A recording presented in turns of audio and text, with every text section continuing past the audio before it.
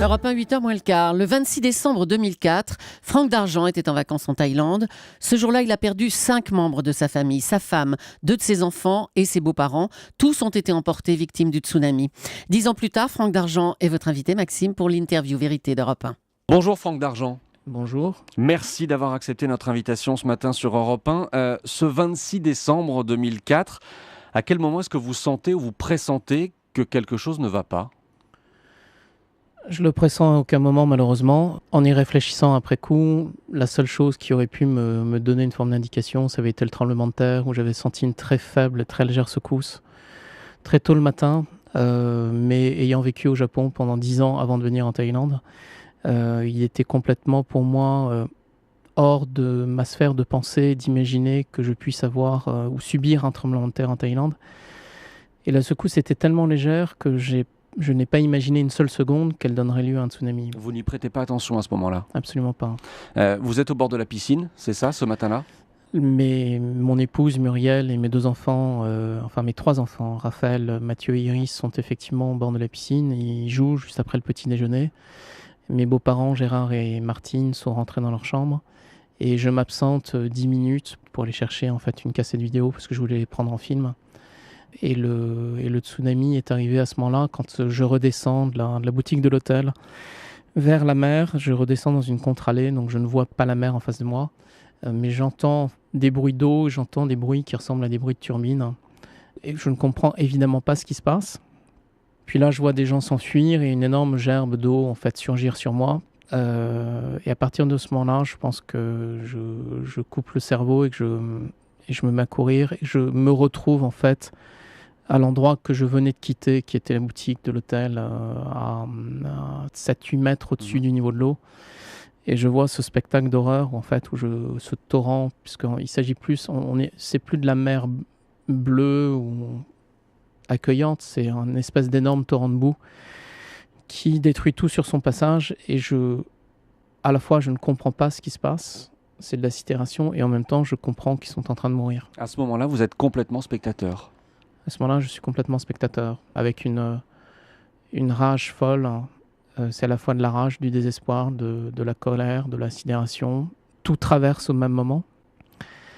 Mais ça dure relativement peu de temps, même si je suis totalement incapable de chiffrer le temps qui s'est écoulé, puisque je sors d'un univers normé. Et je vois la tête d'un enfant à ce moment-là surgir de l'eau, à peu près là où j'avais laissé les miens. Et je suis persuadé que je suis là pour lui. Et vous savez que c'est votre fils, Raphaël ? Je ne peux pas le reconnaître, mais je me dis qu'il y a un enfant et je suis là pour lui. Et je ne reconnais pas immédiatement Raphaël. Je vois ce petit s'approcher, et petit à petit, au fur et à mesure qu'il s'approche, sans le reconnaître, j'ai effectivement cette intime conviction que c'est lui. Au moment où la vague se retire, quelle sensation vous gardez de ce moment-là aujourd'hui ? Au moment où la vague se retire, il y a un côté très indécent. Il y a un côté très indécent de la nature qui a l'air de se moquer de nous. Le ciel s'ouvre à nouveau, redevient bleu, quasiment dans des conditions d'avant, avec les oiseaux qui gazouillent, qui chantent. Et puis en même temps, il y a une femme ensanglantée sur ma gauche qui hurle, des gens qui hurlent partout, qui sont pétrifiés.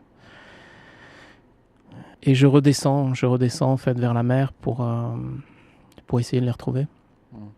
Vous rentrez très vite ensuite en France, 2 jours après, je crois, le tsunami. On se souvient, on a entendu beaucoup de gens qui ont passé des jours et des jours à chercher leurs proches, notamment dans les hôpitaux. Vous savez tout de suite que la plupart des membres de votre famille sont morts ? J'en suis convaincu, oui.